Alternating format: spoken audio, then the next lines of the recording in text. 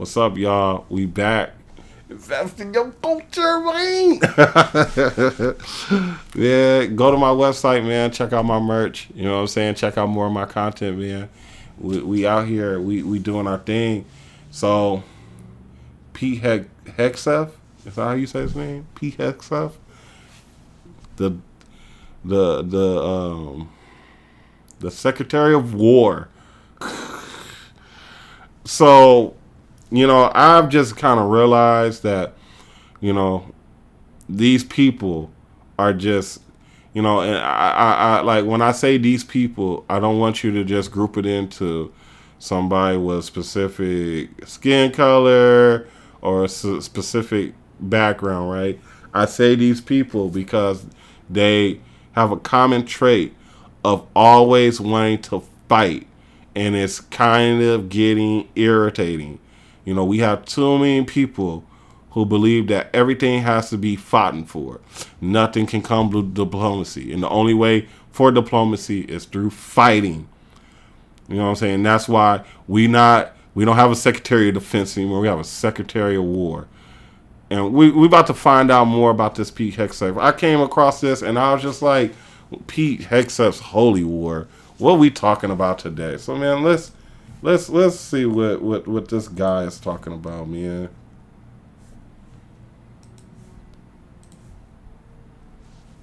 Holy War. It's a phrase I've been seeing around a lot ever since the start of the war in Iran, which really got my attention. The Secretary of Defense is obsessed with the Crusades, medieval wars where Europeans fought to control the Holy Land. Hegseth has two different tattoos that reference the Crusades, something that actually came up in his confirmation hearing in 2025. It's a tattoo I have right here, Senator. It's called the Jerusalem Cross. It's a historic Christian symbol. His book is called American Crusade, and the title of the last chapter is Make the Crusade Great Again. When I studied medieval history in college, everyone always made fun of me, saying it was totally irrelevant. But clearly, for Pete Hegseth, it's very relevant. And as the Secretary of Defense for the United States, what he cares about has an impact on the fate of the world. This most recent war in Iran has killed thousands of people since February 28th. And this week, that's the key to what I'm talking about.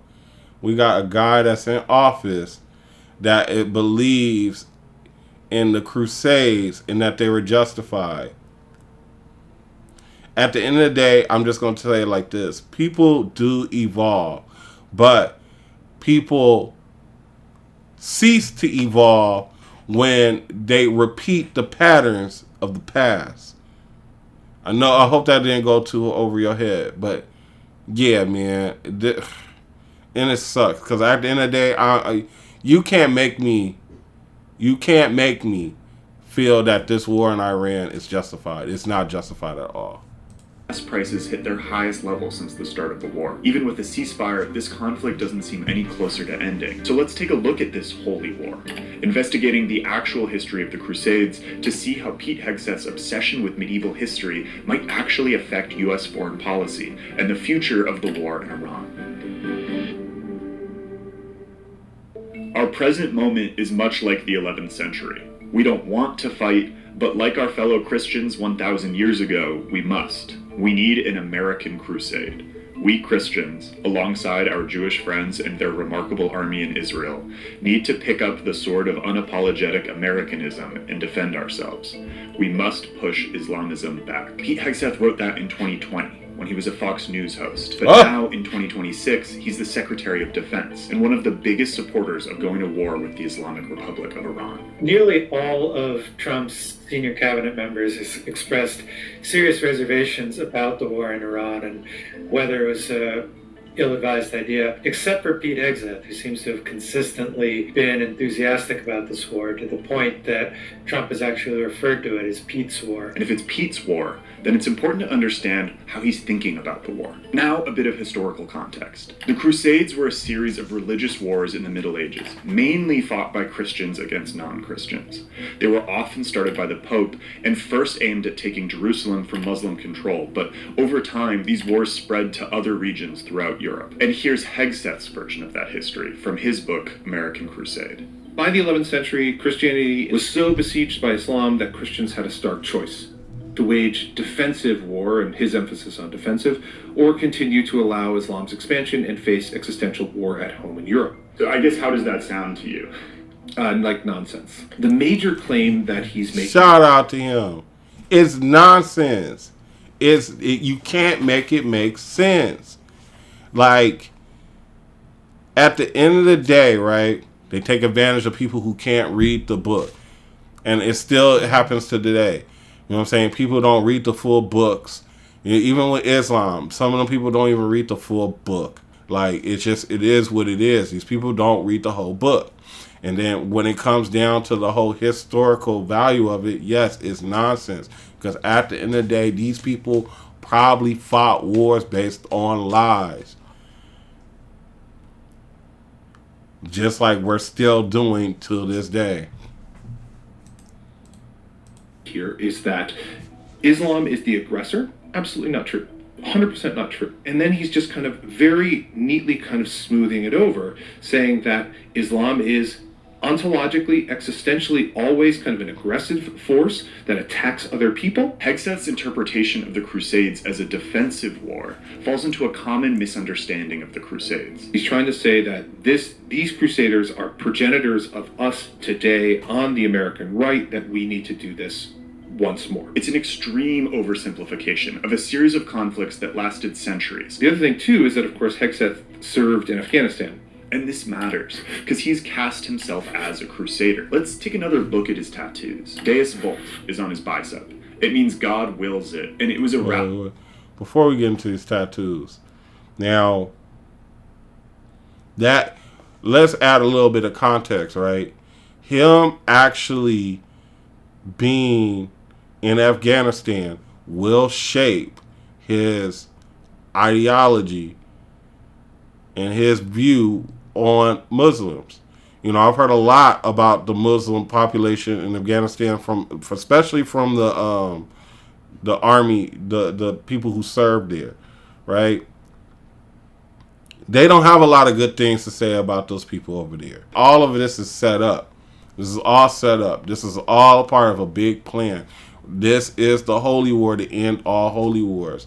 All you can do is realize that there's people like Pete Hegseth, there's people like the people in Iran that are like, because there are Muslims like that.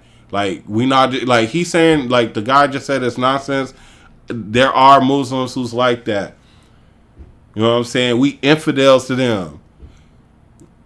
You feel me? Like, it is what it is. We gotta let them fight each other and just stay out of it and let them wear themselves out. Rallying cry of the Crusaders in the First Crusade around the year 1100, and the Jerusalem cross on his chest is another medieval symbol. These types of kind of evocative symbols, both the Deus Vult and the Jerusalem cross kind of in combination, were not uncommon among American military. Within that had a very specific kind of connotation of anti-Islamic feeling, Islamophobic feeling, and kind of evocative of kind of neo-Crusader ideology, in that the U.S. was carrying out a great crusade against its eternal foe, in their perspective, the eternal foe of Islam. Here he is addressing Pentagon officials about the war in Iran in March of this year. Last month, I meant to read a prayer, which I'm going to read today, which I think is fitting given what's going on right now. Look. I don't even want to listen to this guy's prayer. If he believes in destroying other people, don't try to read no prayer to me. What would Jesus do? What would Jesus do? Jesus wouldn't pray and be like, all right, guys, let's go get this sword and let's go knock them down. Not at all. Find its mark against the enemies of righteousness and our great nation. Give them wisdom in every decision, endurance for the trial ahead, unbreakable unity, and overwhelming violence of action against those who deserve no mercy. Preserve their lives, sharpen their resolve, and let justice be executed swiftly and without remorse, that evil may be driven back and wicked souls delivered to the eternal damnation prepared for them. He's casting Iran as enemies of righteousness and an evil that must be driven back, which is consistent with what he's written about the Crusades. And he continually refers to the U.S. military having the divine providence of God. The providence of our Almighty God is there protecting those troops, and we're committed to this mission. The fact that there are at least people in the... Ain't no providence protecting them, right? Because I'm just going to put it like this. Providence, what that means, right? It's pretty much just like it's the will of God, right? This is supposed to happen. And it's not going to happen for the benefit of people like Pete Hegseth. Let me reiterate that. It's not going to happen. He is going to be the people, part of the group that will destroy themselves for people like us to inherit the earth. Trump administration's orbit, even if not Trump himself, were very comfortable with a Christianity versus Islam framing of this. I think that's pretty telling. And if an important cabinet member like Pete Hegseth sees the war as more than Iran versus the US, but rather as Islam versus Christianity, then that presents the stakes of the conflict in potentially dangerous ways. I think when people in the 21st century evoke crusade, and we're talking about warfare specifically, they're talking about kind of a zero-sum battle. And when you get into military situations in which there's only good guys and bad guys, it excuses any type of restraints on conduct, because if your enemy is existential, it's irrelevant. Like your job is to kill them, to defeat them in any way possible. And this rings true with the kind of thinking we've already seen from Hegseth. A consistent theme that we've heard from Hegseth's rhetoric is sort of getting the lawyers out of the way the U.S. fights wars, about cutting back on sort of overly restrictive targeting guidelines, for instance. And when you see things like the destruction of the school on the first day of the war in Iran that killed almost 200 school children, I think it's fair to ask questions about just how much they were sort of pulling back on the amount of scrutiny that these targeting decisions were getting. Exactly. It's exactly what I'm talking about. You over here killing kids, but what you talking about is holy. Don't let these people from these false, these non-divine religions get you put into a war scenario. Man, he had us as Americans killing kids. Come on now.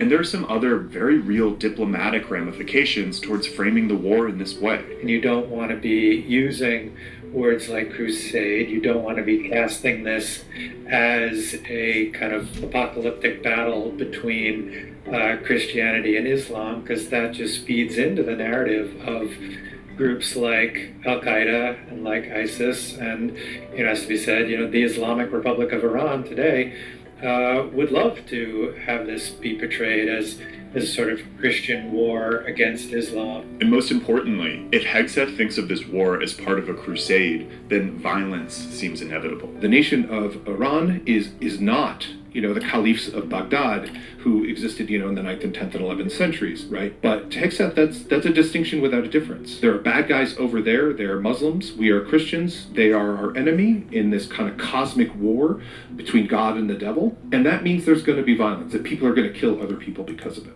And that's why we need to coin this new phrase. We got Christian bad guys. Like Pete Hegseth. That's a Christian bad guy. He gonna pray. He gonna pray for you and then kill some kids afterwards. Come on now. Thanks for watching. Reporting. Yeah, man. I just can't believe it. Like, you know what I'm saying? I didn't know much about this guy, and I still don't. I don't want to know much about that guy. Like, he scum the earth. He's manipulation. You know what I'm saying? He's manipulation with power. When they be talking about death to America, they talking about people like him. They're not talking about people like us. They're talking about people like Pete Hegseth. people who hate Muslims. And at the end of the day, nobody told you to go and fight in our Afghanistan. You know why you did that? It's because you believed the lie that they told you. And guess what? He probably lost comrades and all types of stuff fighting a war that was based off a lie. And now he's a part of the lie. Instead of exposing the hypocrisy, he upholding it. And guess what? It ain't no never ending war. Oh, it's going to end. But it's going to end bad for those type of people. Like Pete Hegseth. You know what I'm saying? Hey, check me out another one, man. Yo, I really, really, really do this. You know what I'm saying? Because I don't want to talk bad about people like Pete Hegseth or nothing like that. You know what I'm saying? But I got to show you that there's evil people. There's evil Christians out here, bro. There's some bad Christians out here. And that guy's one. And you got to know who it is. Don't let him pray to you thinking that just because he praying that, oh, you know what I'm saying, everything's goody two-shoes. You see, he praying and guess what? Killed 200 kids on the first day. 200 kids, they shot. What? I bet you they did that on purpose. Killing kids, man. I'll see you guys in the next one.